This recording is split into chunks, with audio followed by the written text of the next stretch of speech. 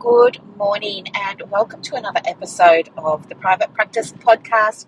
So pleased that you're with me. And as you may be able to hear, we are on a road trip again. That's right. It is Friday morning. Excuse me while I just put the phone down. You may hear a little bump. But just pop Buddy down to daycare. He had a bit of a difficult night last night, the little fella. He was up and down about 7 times, and I swear he's my dog. He was outside, and I thought, he's been out there for about 10 or 15 minutes, which feels like a year, doesn't it, when it's so cold outside and you've got the back door open, and you're just there in your little T-shirt and your bare legs, and you're like, oh, it's so cold, so cold. When's this little puppy going to come back inside? And then, anyway, I go out and I check on him, and there he is, just staring at the moon. It's like, Buddy, inside. And he'd come inside, and then, he'd time it just beautifully until I'd listened to my manifesting meditation, and I'd just gone off into a deep sleep, and then he'd get up and want to go outside again. And of course, he calls my bluff because I'm pretty sure that, oh, bless me, I'm pretty sure that the one time I don't get up and let him out will be the time he has an accident inside. So he's got me right where he wants me. And we repeat the process. I don't think the little fella went to the toilet once last night. Just had ants in his pants for some reason. But I think we are coming up to a new moon. I'm not sure if we're quite there yet or not. I have to check my moon information, but might have something to do with it. Maybe Buddy's going to be setting a new intention soon, which is one of the things that I want to talk with you about today, because I'm really excited to share something with you. If you've been listening to my show for a little while now, you'll know that I think it was back in January, maybe even December. Yeah, it was the end of last year. I hired a money coach, and I think I've mentioned before that I've been working with her, and I've really been loving the work. I do. I really, really love this work. I love it because it's an hour just for me to focus on me. I also know that sounds so selfish, but it's not, right? You have to doing the work on you is doing the work for your private practice, okay? But it just feels really indulgent sometimes, doesn't it? To not be focused on other people, but to just allow somebody else to, give their care and focus to you, and allow yourself to be in the feminine energy of receiving that and allowing yourself to receive it, giving yourself permission to receive it. So it turns out that I really love working with my money coach. She's a beautiful soul. I love some of the techniques that we've done, and I've really enjoyed it. Has it been helping me with the money? So we're 6 months on now. I no longer see her. I haven't seen her for about maybe 6 weeks. But was it working? Did it help? I don't know. Oh, I know that I loved it, and I know that I love her. I really do just have so much love for her. I think she's just a beautiful, beautiful person. She's on her own journey as well as we all are with things. But did it actually get me a result? I don't know. I would like to think that maybe it planted seeds. Maybe it took weeds out of the soil, right? Maybe that was the function of having that time with her.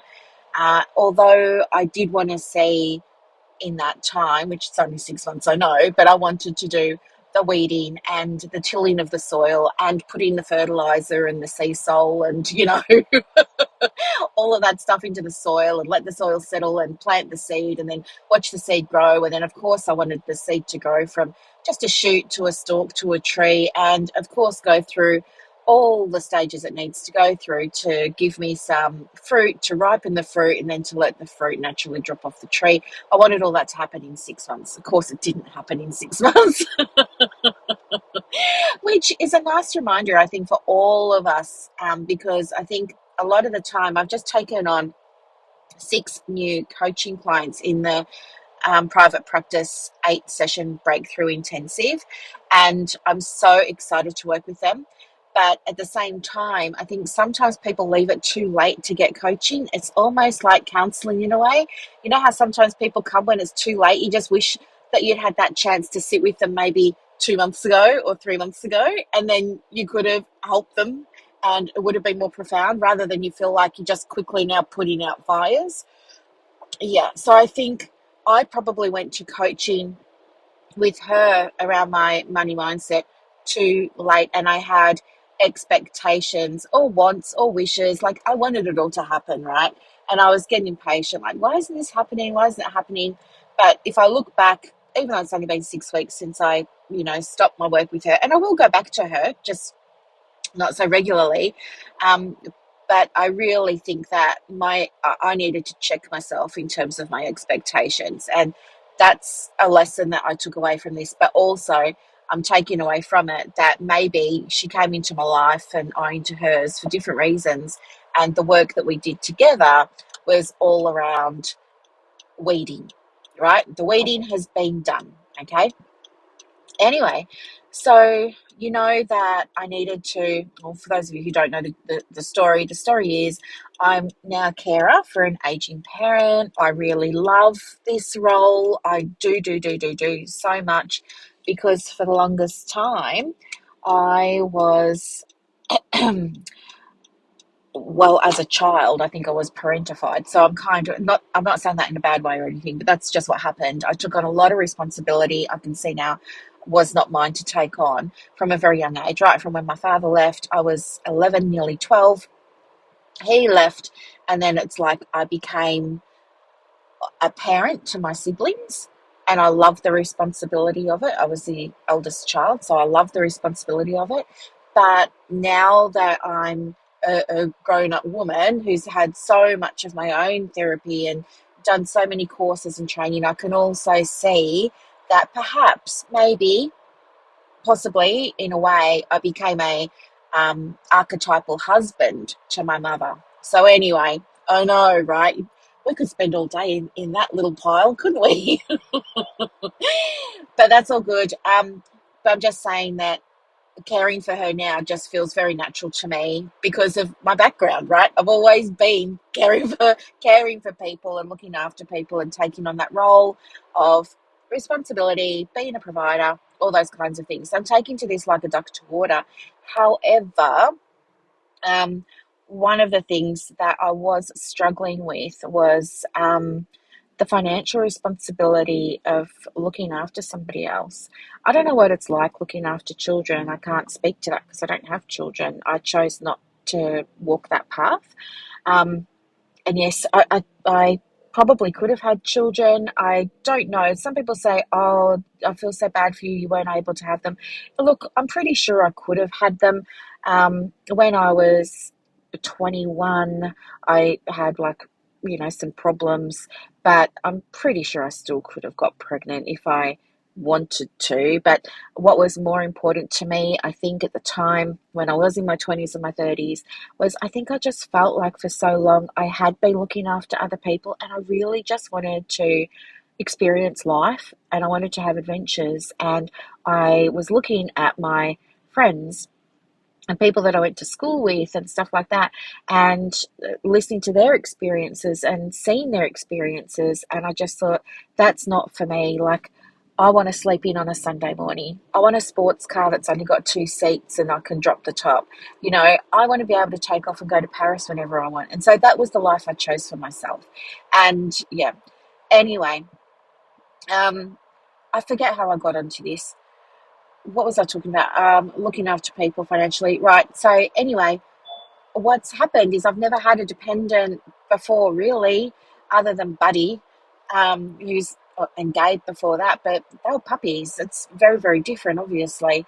But looking after a parent, I'm sure it's probably got different wonderful parts, but also for me personally, it's been bringing up a lot of my own stuff. And one of those things was, oh my gosh, now I'm financially responsible for someone and I need to like take life seriously now.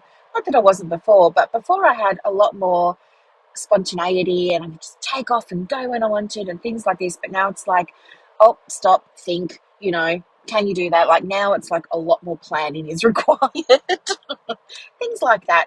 But the issue that I want to talk about at the moment that's relevant to this podcast episode is the finances. So I realized that I needed to raise my financial set point because, just in my circumstances, medical bills are increasing. They're not going down, they're increasing.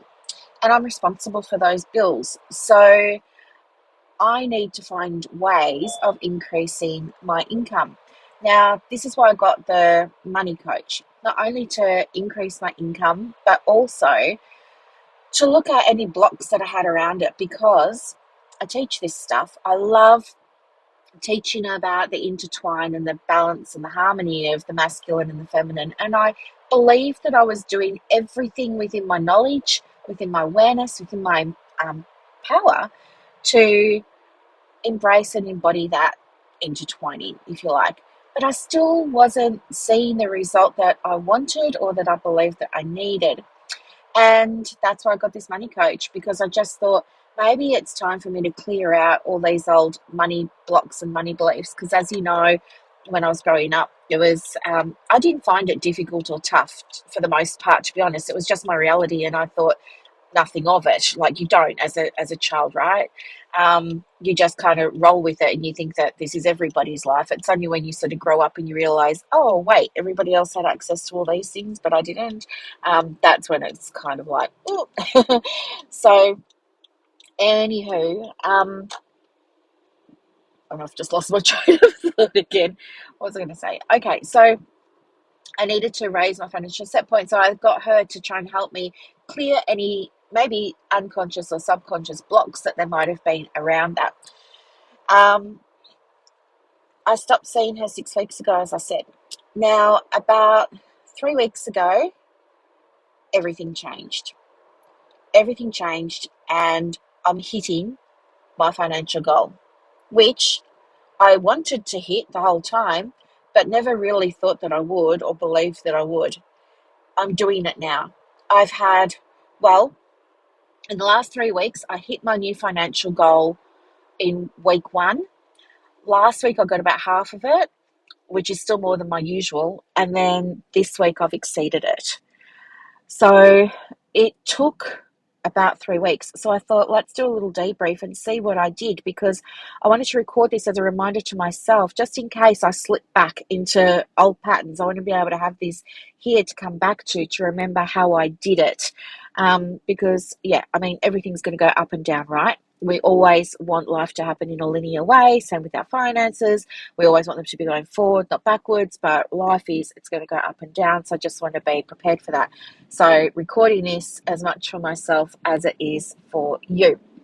So here's what happened. I think I told you that when I went away to Dalesford, I found an app. I got an email in my, email account in my inbox, and it was from Hay House. And they were having a sale on their app. Like you got to pay a monthly subscription or something. And they're having some kind of sale, might have been a 50% off sale. Now, I had wanted to subscribe to the app before, but my money mindset had been like, no, you don't need it. You can't afford it. If you take that money, and use it for yourself for this app, that's, money that you're taking from, the family. And I did all of those things, right? But it came up on sale, and I remember being there on leave, and I thought to myself, no, it's half price, I'm going to get it. So I subscribed, and I remembered sitting in the spa with my glass of Syrah, which is my new favourite red wine. I'm normally a hard spirits person, but turns out I like Syrah, Syrah. Beautiful. And there's beautiful bottles that you can get from Victorian regions, by the way. The French one tastes a little bit smoother and better in my mind, but it's nice to know that you can get it from here. Anywho, and I just started typing in about manifesting and money manifestation and all this sort of stuff. And I came across this lady, and so the app gives you a library. You can build your own library, and you can save things that you like to your favorites and all that sort of stuff. So I was saving all these meditations on manifesting to this little library I was creating. And then that night when I went to bed, I thought, okay, normally I can never listen to a meditation when I'm going to sleep because I stay awake to pay attention to listen to it. But while I was away, I thought, no, I'm going to give it a go. And I just tried to allow myself to fall asleep and just trust that I wasn't going to miss out on anything. Just trust that I didn't need to be present and consciously aware as I was listening to it. Just trust that what I needed to hear was going to be received by my unconscious or subconscious mind, and do whatever it needed to do to rewire me, right? So I did that, and I did it every night that I was away, and then I never stopped. So that's been about 4 weeks, I would say now, for 4 weeks, yeah, since I was away. And then 3 weeks ago, I went to the Mind Body Spirit Festival. And, from previous episodes, I won't go into it there, but I just asked for guidance on the way in to be directed to any body, person, object, smell, sound that I needed to hear in order to clear anything that was in my path to raising my financial set point. So I've set a financial goal for myself of what I want to be receiving each week into the business. The other thing that I did was I put a call out I always speak to my pa now that I had that experience with him coming through with that psychic medium whose name was David Walsh, who still goes to the Mind Body Spirit Festival, by the way. So if you're looking for someone who's legit and not a charlatan, absolutely look for him at the Mind Body Spirit Festival in Melbourne. I think the next one is in November or October. Costs you like $60 for 15 minutes to go and see him. I'm not affiliated with him or anything like that, but just recommend him. But ever since my pa came through for me that day with him, now I always call on pa and, any angels or guardian angels. And, I want to believe in all of that. So it's not going to hurt me to say, while I'm sitting in the car before I go somewhere, I call upon, my guardian angels. I call upon Pa to make sure that I have a clear drive to Chadston this morning to make sure that I'm safe and protected and well. So I do things like that, and I used a little prayer to say, please clear, and my guardian angels and the archangels, please come and clear anything that needs to be cleared off my pathway so that I can receive the financial abundance that's, divinely mine for the highest good of myself and all others, and did all of that. And I was guided to things there. And then I came home and I continued for the past 3 weeks to listen to that meditation every single night. I changed the way I work, and I just say to myself now, what am I going to do? What's one thing I can do that will increase my audience, like that will grow my audience? And what's one thing I can do that will grow my revenue today? And they're the two priorities that I set myself for the day. And I make sure I do those two things before I do anything else, right? So even though, of course, I want to be in Canva and play around and make images and graphics and posts and stuff like that, or I want to jump into my communities and start helping people, or one of my other favorite things is to go and add new content into existing courses and let my members know, hey, you just got a little upgrade.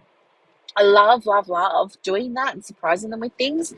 But I made my priority every day to be one thing that's going to grow the audience and one thing that will generate income. One of the things that I remembered an old coach saying to me was, I was talking about how, this was like years ago, I was talking about how, I'm not making any money, blah, blah, blah. And she said to me, well, what are you selling? Like, are you actively selling? And I was like, nope. So selling is called making an offer. So I make offers every day now, every day. So there's offers that will grow my audience and offers that will grow my income. So I've been doing those things for the past 3 weeks as well. And then more recently, what I did was I really focused on, or what came into my awareness rather, was the idea of embodying the version of me that's already at that financial set point. And I know I've spoken about this so many times, but why did it work this time and why didn't it work the other times? Well, I'll tell you, I think the other times when I really was so focused and I really wanted it, and I was like, I'm going to embody the version of me right now that's already receiving this amount of turnover in her business or in her private practice, I just had no clue what that was or what it looked like or anything like that, you know? And so I found it really hard to do. And the other thing was I had fear around it because I didn't know that version of me. I don't know a version of me that makes this much money or that receives this much income. That's not my familiar path. So what was happening was my intention was creating tension, and I wouldn't follow through with it entirely because I would hold back on, fully embodying. So embodying that version of me that was making the money that I wanted to be receiving needed to think, feel, and act in certain ways.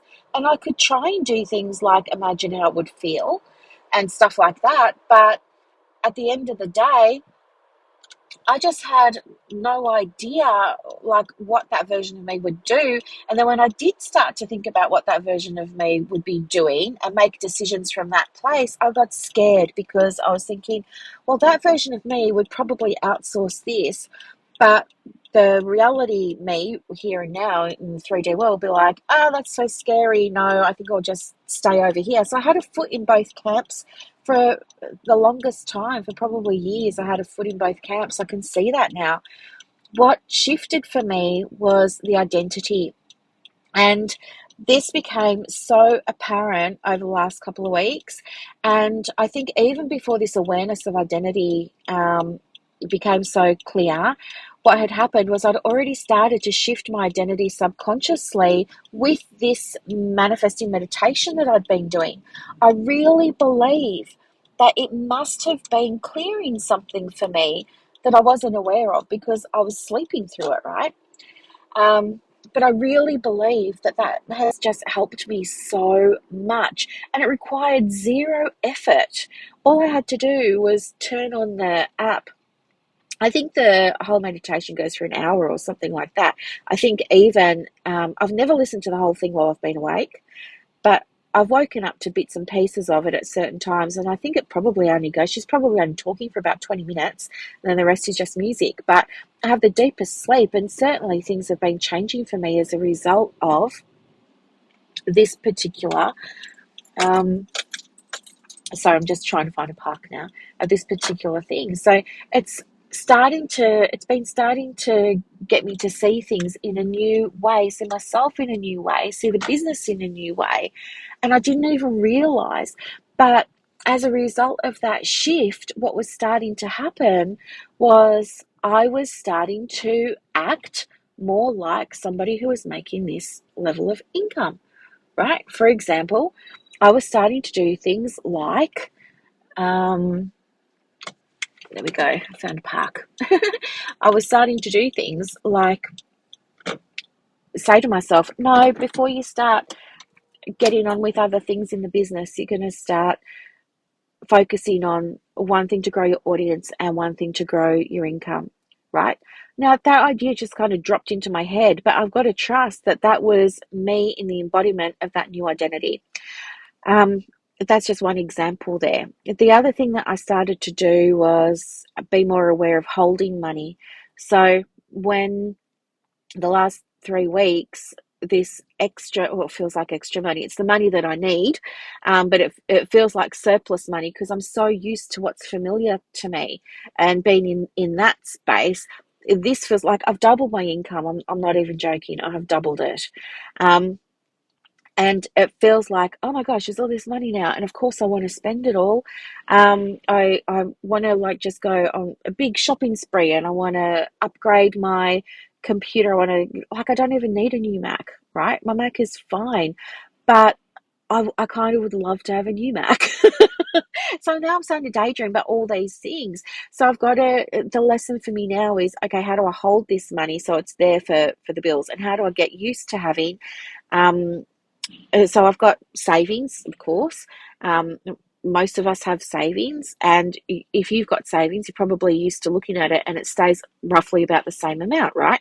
You dip into it and then you bring it back to that normal level. You add a little bit extra to it, you spend that little bit extra and you bring it down to that normal level. But most of the time it's at that normal level for you. So I'm at that point now of not spending it and just trying to get it to, like, get the savings to increase and be okay with holding that container at the new level. And that's interesting and it's weird, and it's going to take me time to get used to.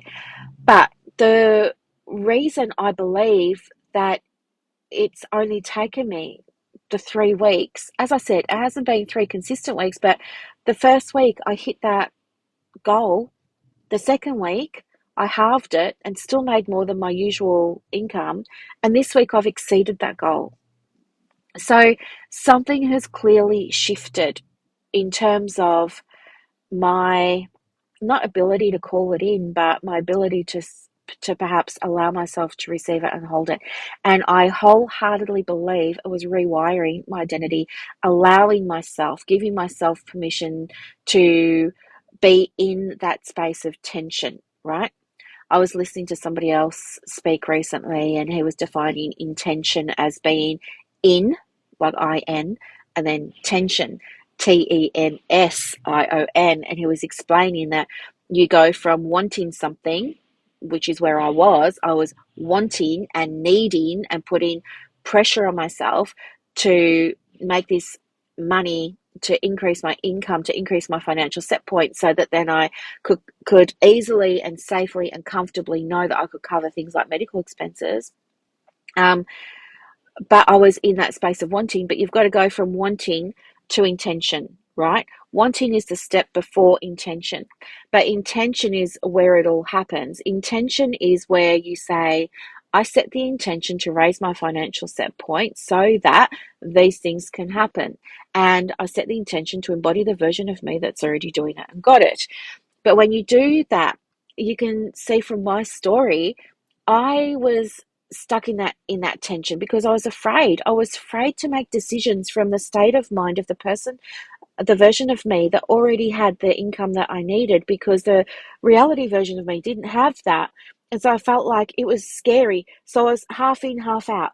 I would allow myself to feel abundant or imagine what it would feel like to be abundant and all those kinds of things.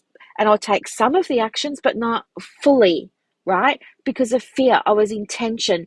And what was easier for me than being in that space of tension and being scared, what if it doesn't work?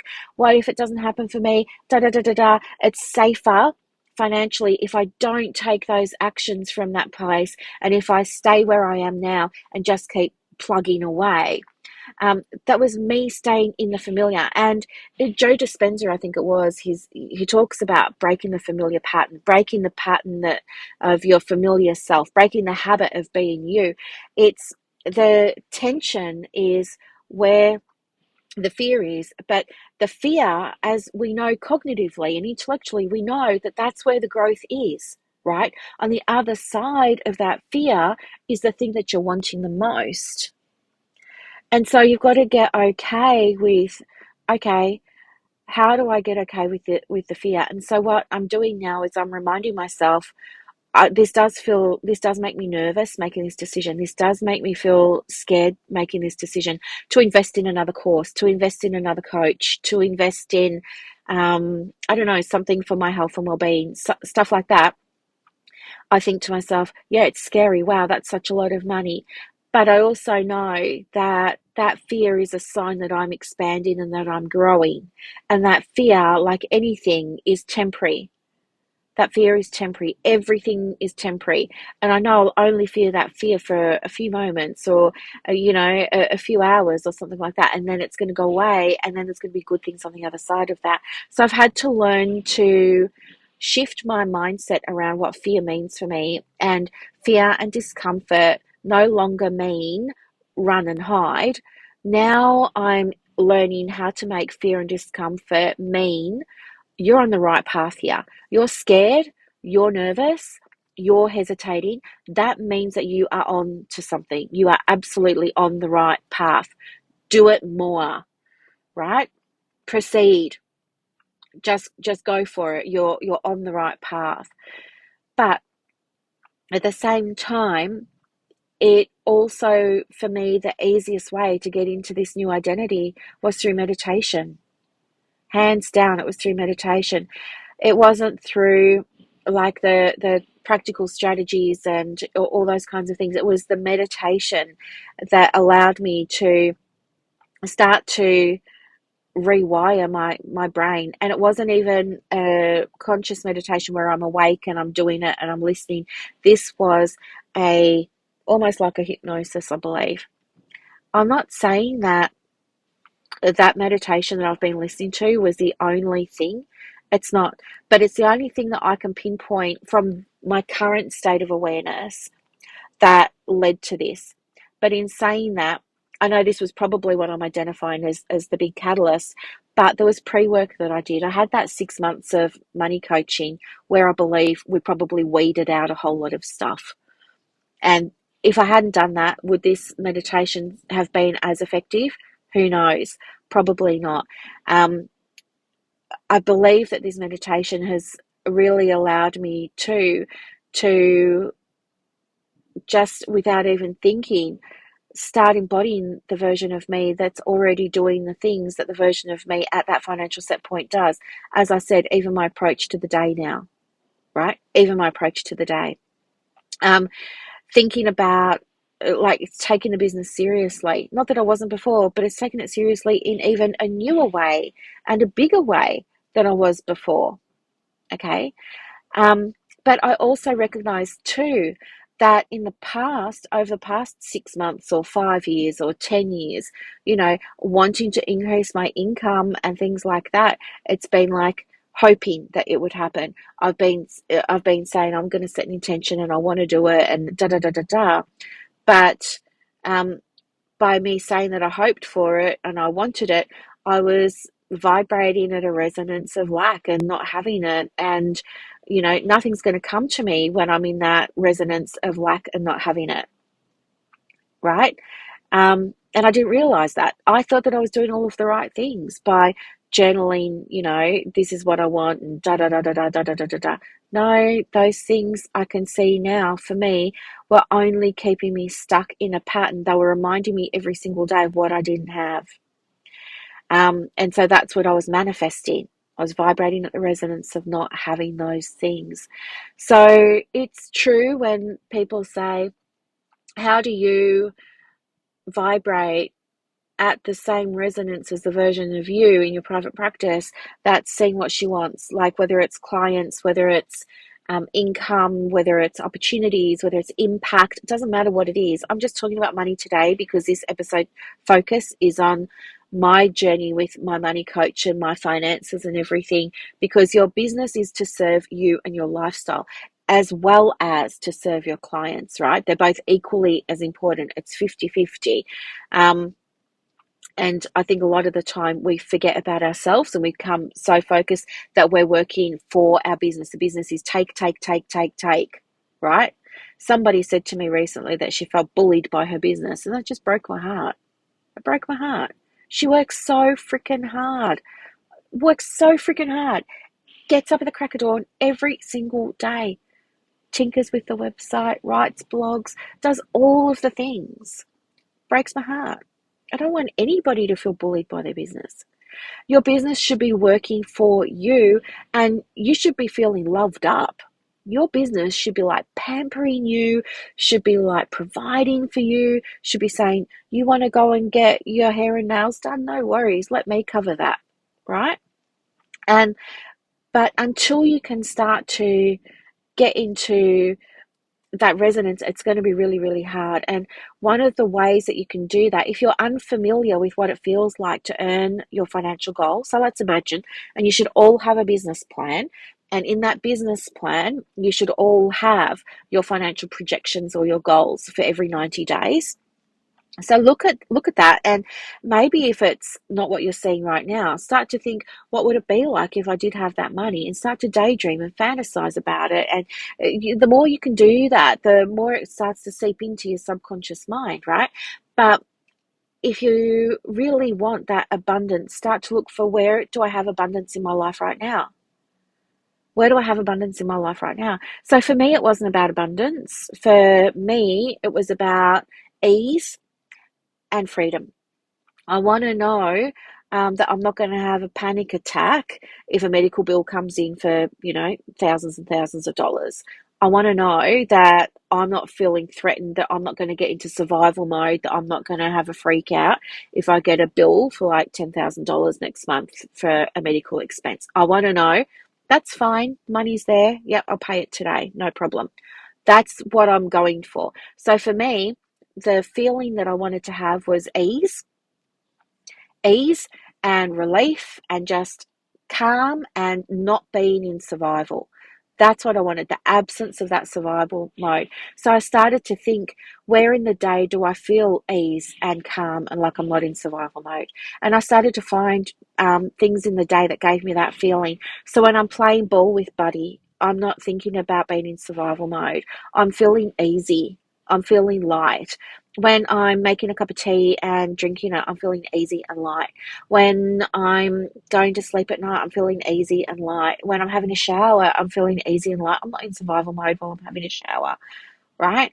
So I started to find more space in the day where I was already feeling calm and at ease. Right. So for me, it wasn't about being positive and be really happy or anything like that. For me, it was, I want that feeling of calm and ease. How can I find it? How can I tune into that feeling? The more that you tune into that feeling, the easier it becomes for you to manifest what you want, because you're now moving into vibrational resonance with what you want. Law of attraction basically states like attracts like, right? And so it's not something that happens from the outside in. I'm not going to say, oh, when that money comes into the practice, then I'll feel calm. No, that's not what creates vibrational resonance. When you're living like that, you're living at effect. You're not living at cause, right? That's NLP speak, but you know what I mean. You're living at the mercy of everything else. You're powerless. You're in victim mode. All those kinds of things. I would have money if the EAP would send me more work. I would have money if I wasn't in a small regional area, and there weren't so many counselling practices near me. I would have money if I didn't have a niche. I will have more clients if I just keep lowering my fees and lowering my fees and lowering my fees. That's living at cause. That's living at effect. Sorry, living at cause is living from the inside out. I trademarked this years ago. Everybody uses this expression now, but it's living from the inside out means you've got to change your internal system first in order to see shifts in the external. And what that looks like in real terms is you got to shift your identity. You got to shift how you see yourself, because until you shift how you see yourself, others won't shift how they see you. And then nothing's going to change in your reality. When you see yourself as, in my case, having ease around money and having freedom around my time and around my money and things like that, I'm not going to start behaving in a way that's going to amplify and magnify ease and freedom around my money, right? I'm going to be living in restriction and constriction and all those kinds of things. And that's what's going to manifest to me. I'm going to be saying to myself, even though I might only have this much money in my account and I want to go and do that thing over there, I'm going to say, oh, I can't afford it. I can't afford it. I'm not, you might be thinking, well, Brooklyn, you really couldn't afford it. You did not have that money there. That would be living at effect. Living a cause is more like this. How can I find a way to make this happen for me? How many ways can I find a way to work with my business coach, right? So I've had some amazing coaches, but they're not cheap. If you've ever had coaching, it's like minimum $10,000 for, just even a short package. My coaching isn't that. But you're looking at about $10,000 upwards. I've paid $100,000 in the past for a coach. Who's got that money? I don't have that money, but I found ways to make it work. I contacted that coach and I said, listen, I really, really, really want to work with you. I don't have $100,000. How can I make this happen? Here's what I'm thinking. I can post your social media. I can manage your website for you. Do you know what I mean? I looked at creative ways of making this happen. Can I go on a payment plan? Can I go on a 5-year payment plan? And when I start to make more money, can I pay that payment plan off more quickly? I looked at being resourceful. The expansive mind, the growth mindset that you must have as a business owner is, how can I make it happen? Not, I can't do that because of my external circumstances. No. If you live in that state of mind, if you keep telling yourself, I can't do that because of something that's beyond my control, you will never get to where you want to go. You will stay right where you are, treading water. And I don't want that for you. I want you to have that experience of expansion and to know that you can have most of the things that you really want. You can have just about anything that you really want if you've got the attitude for it and start saying, how can I do this? How can I make it happen? When you ask that question, Esther Hicks and Jerry Hicks say, ask and it's given. Ask and you receive. That's one of the commandments, I think. But when you ask that question, it requires your subconscious mind to go hunting for the answer. Neurologically, your reticular activating system says, right, Brooklyn, hearing you loud and clear, wait there, hold tight, I'll be back to you with an answer. And it's going to come back to you with an answer, okay? It's going to come back to you with an answer, either in that moment or later that day or later that week. Something will just drop in and you'll know straight away how you can make it happen.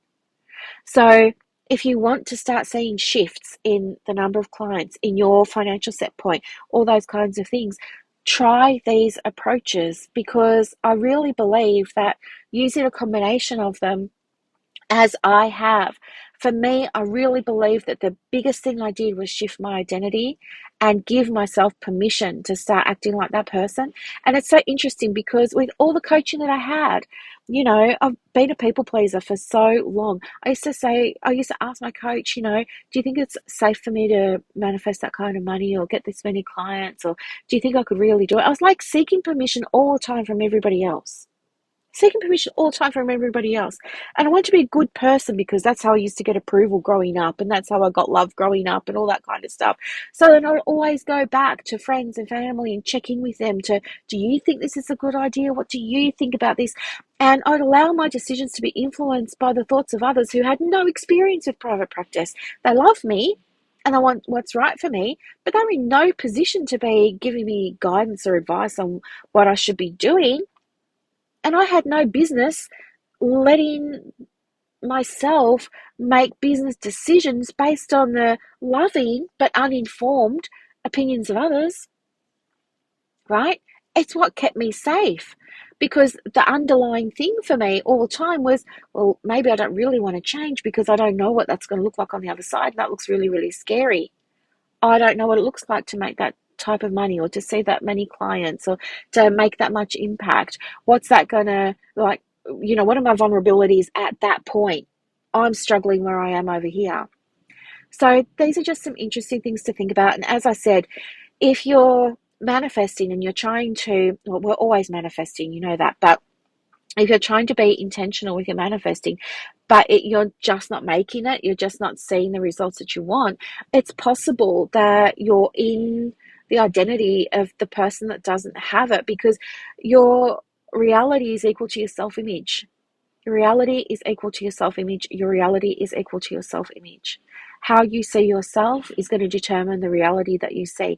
So if you don't know what your self-image is, have a look at your numbers. Have a look at your inquiries. Have a look at the traffic on your website. Have a look at your retention. Have a look at your key performance indicators. Have a look at the income that's coming through. Have a look at the cancellations. Have a look at the way you market yourself. All those kinds of things. Have a look, and that will tell you exactly what your self-image is. And that is where the gold is, because then you know exactly what you need to work on.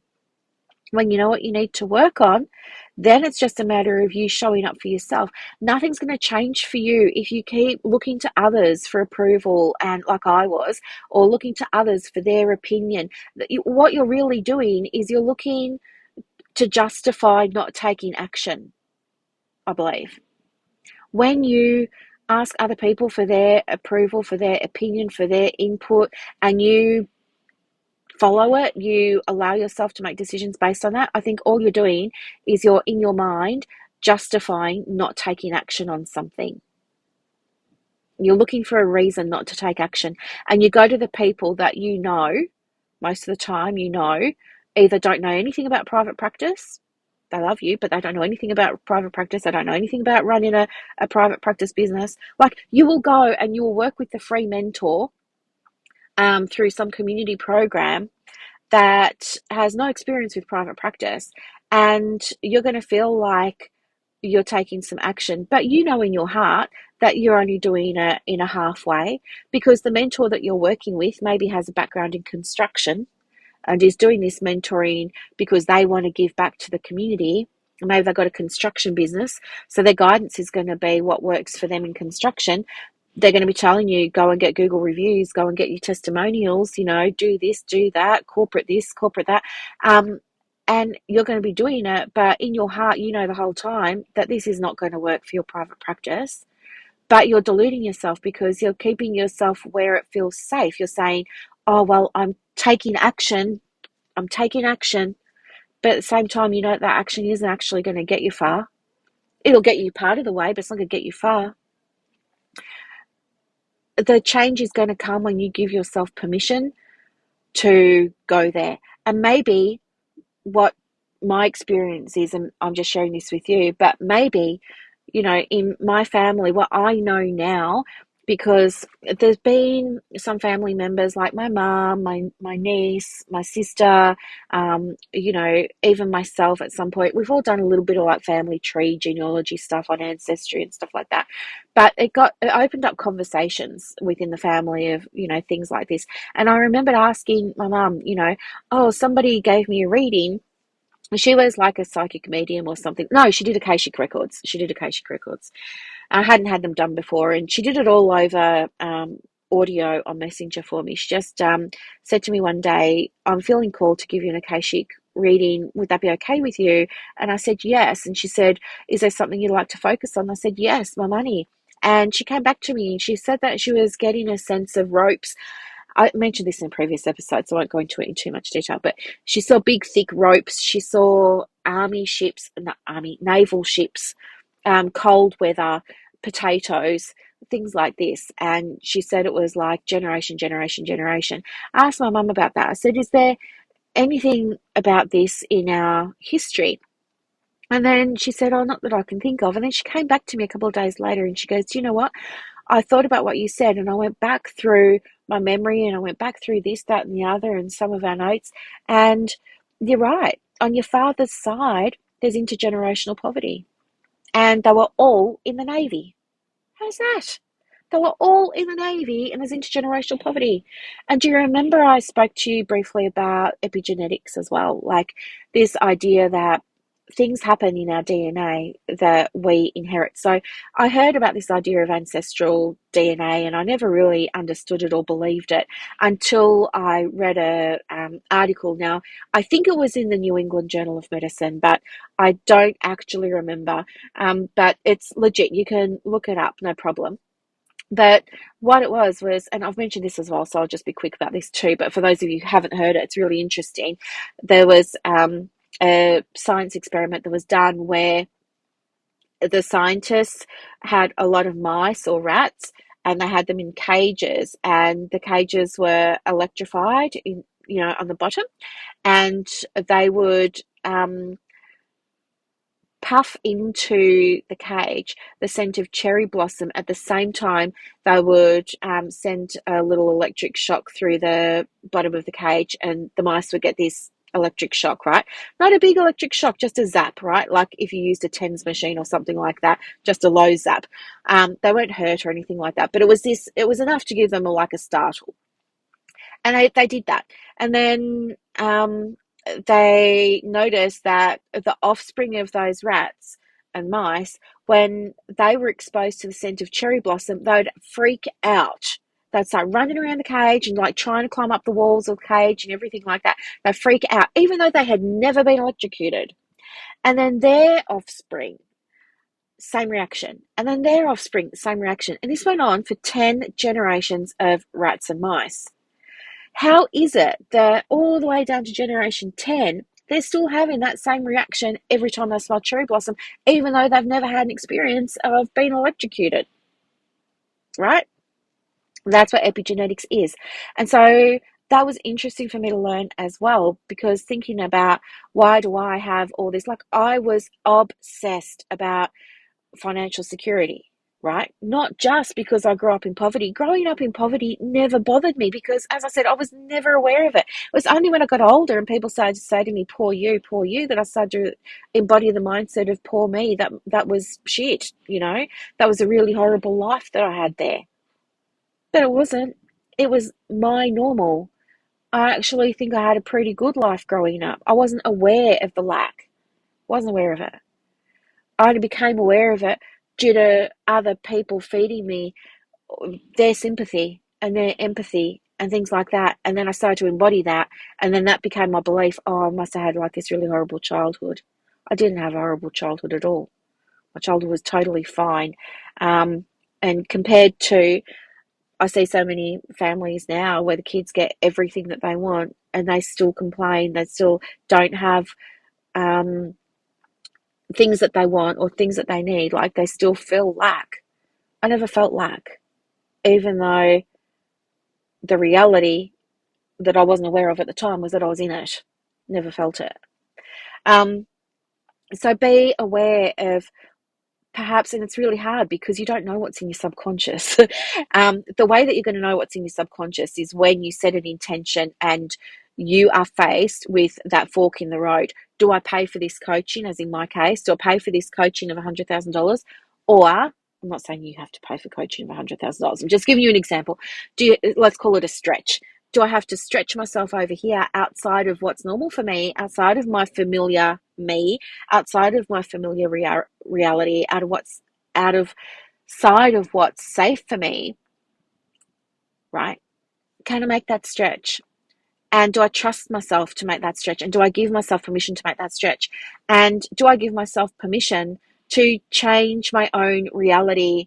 And in doing so, maybe, part of the reason that you see the world differently is because you're here to change things. Maybe part of the reason that you have this desire in you is because it's destined for you. I fully believe that. I fully believe that.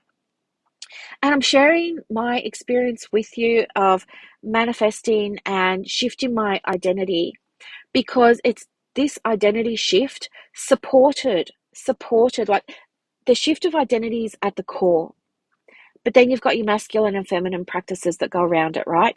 Yes, the masculine was making sure I'm doing something every day to get a new subscriber, a new follower, a new listener, something like that, and something every single day to get $1 into the business. Something every single day. Make an offer every single day. Sell something every single day. Make an invitation every single day.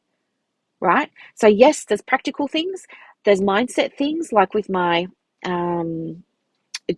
So, I journal every single day.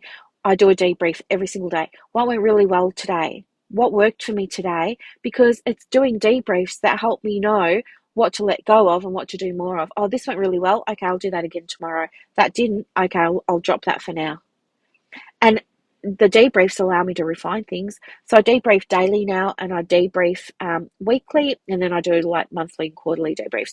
Debriefs are part of the mindset strategy for me. But then I had to do, so that's the masculine energy stuff. And then what supports the identity shift is being in the feminine. That's allowing yourself to go there, allowing yourself to dream about it, allowing yourself to tell stories to yourself about this new version of you, or this version of you that already exists, and how you are already that person. And there's no separation between you and the successful version. You are already the successful version. You are already source. You are already divine. You are already God. You've got this inside you. You are it. You are source. Therefore, anything you want is available to you right now.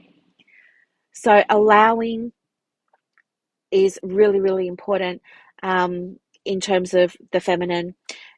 The other thing that I did that I really feel helped, and it's going to sound crazy, and it is a feminine thing to do, was declutter. It's a feminine thing to do because the feminine is not about stability. The feminine is about moving and shifting and transferring and transforming. And so decluttering, I decluttered the wardrobe, then I decluttered so my study at home is a spare bedroom. So then I started to declutter shelves in that wardrobe, and then I started to declutter things in Canva. I started to put things in folders in Canva. So decluttering helped a lot, and then I decluttered my actual desktop, my physical desktop. So I changed my pencil holder. I, used lemon juice and water to clean everything on my bench top because I believe that citrus stuff is high vibe and I wanted to have high vibes. So I did all those kinds of things, like feminine things. I made the workspace, I made the study feel inviting, feel like somewhere I wanted to be, feel like it was mine. Yep, those kinds of things.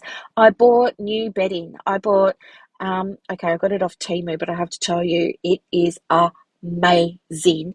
They had this sale.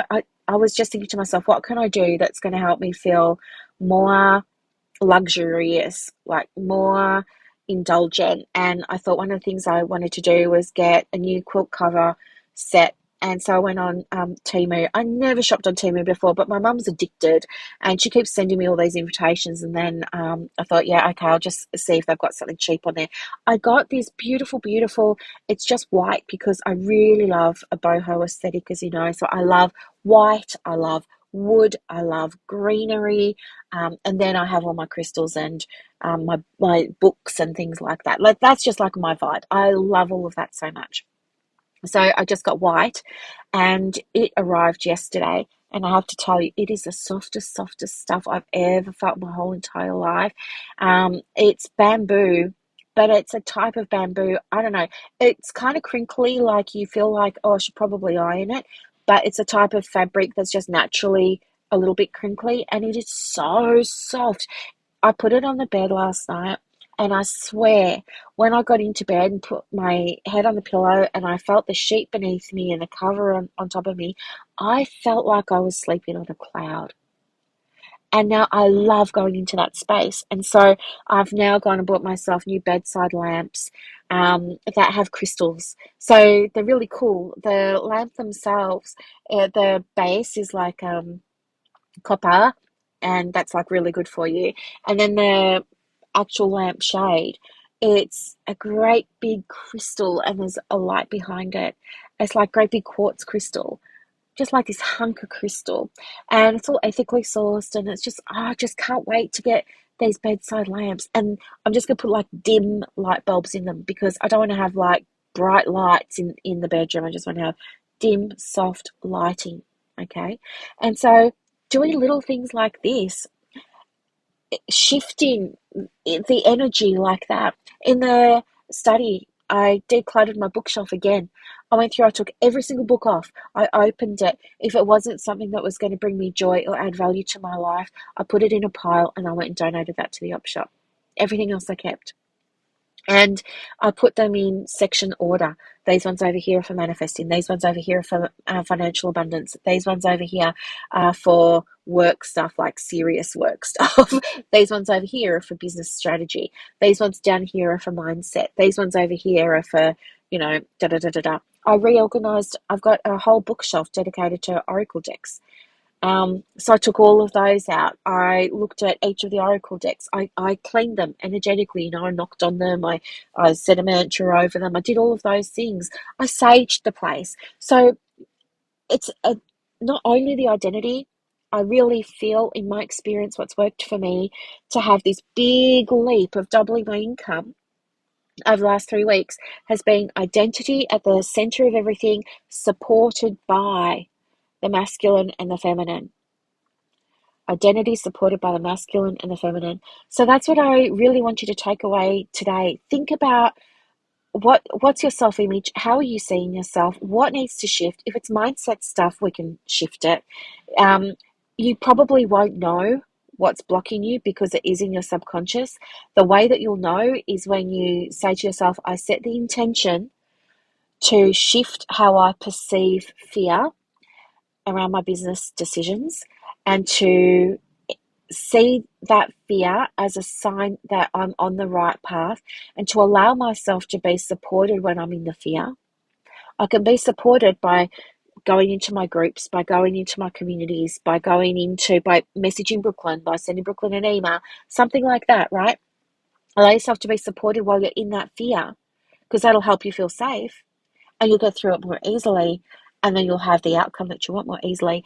But it's that fear is the gold, because that's going to show you what needs to shift, okay? And there will be something around money mindset, or a belief that you have around imposter syndrome, or something like that. Something will come up for you. That's the notification from the universe. Shift this, and then we can give you what you want, because the universe is only going to give you what you can handle at any given time. And if you keep saying to the universe, I want this thing, oh, I can't handle fear, or I can't handle that level of discomfort, so I'll just stay where it's familiar, but I still really want that thing, you're going to have a whole lot of false starts. So my advice would be identity, like if you want to do this yourself, pay attention to things that happen around your business that cause you to feel discomfort, right?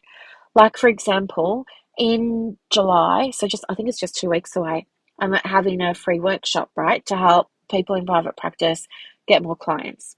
I'm going to show them how they can set up their own booking funnel. I'm going to demystify a whole lot of the marketing concepts and things like that. It's practical workshops. Every day they get resources and they're going to leave with results, right? That's what I want them to have with me, results. So I'm going to give them that experience of having a result every single day. They're going to leave the workshop with me feeling more comfortable, and it hasn't cost them a cent. They're going to feel more confident, more comfortable. They're going to all know exactly what to do in their own private practice without getting overwhelmed. They're going to be able to stop doing things that aren't working for them, and they're going to start bringing in clients.